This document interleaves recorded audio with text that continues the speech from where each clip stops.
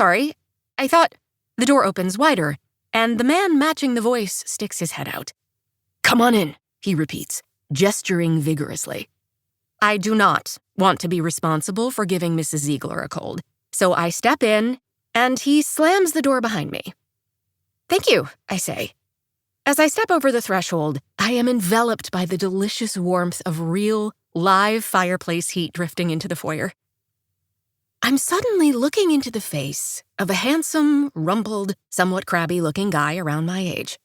He's tall, with arms that are muscular in the good way, that stop short of overdoing it, and he appears to have lucked into a lustrous head of dark, wavy hair. Beyond that, I don't think I've ever seen quite so many wrinkles in a short-sleeved plaid button-down before, and the glasses he's wearing are aggressively nerdy.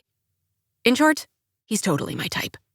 That is, he would be if I weren't here for a completely different reason, to speak to a completely different person about a completely professional situation.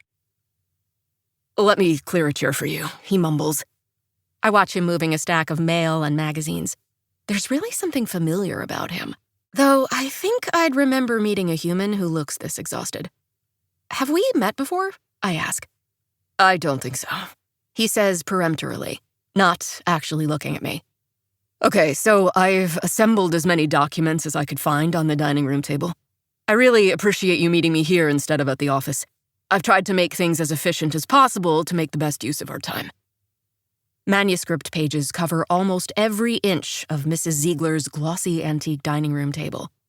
The dining room chairs themselves are upholstered in striped velvet. Packed china cabinets line the walls, with shelves piled high with mismatched teacups and decorative porcelain trays. The home is beautiful, bottom to top, from the Persian carpet to the ornate period molding on the edges of the ceiling. But I'm still holding the heavy bags.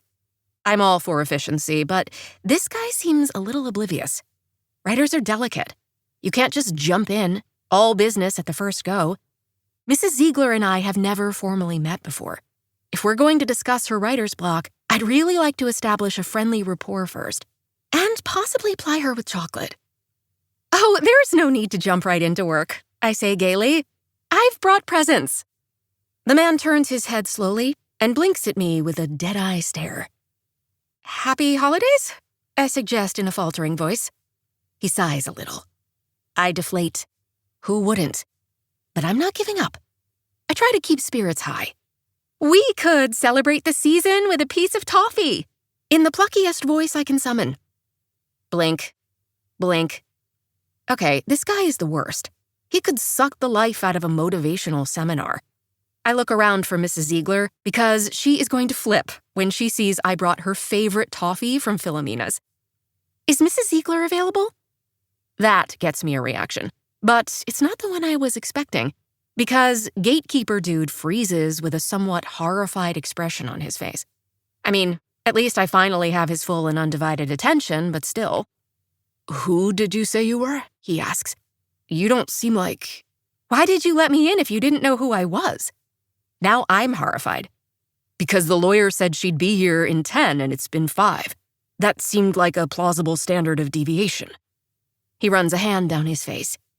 "And I'm a little out of it." "The lawyer? I'm not the lawyer. I'm from Mrs. Ziegler's publisher." I swear he turns 5 shades of pale.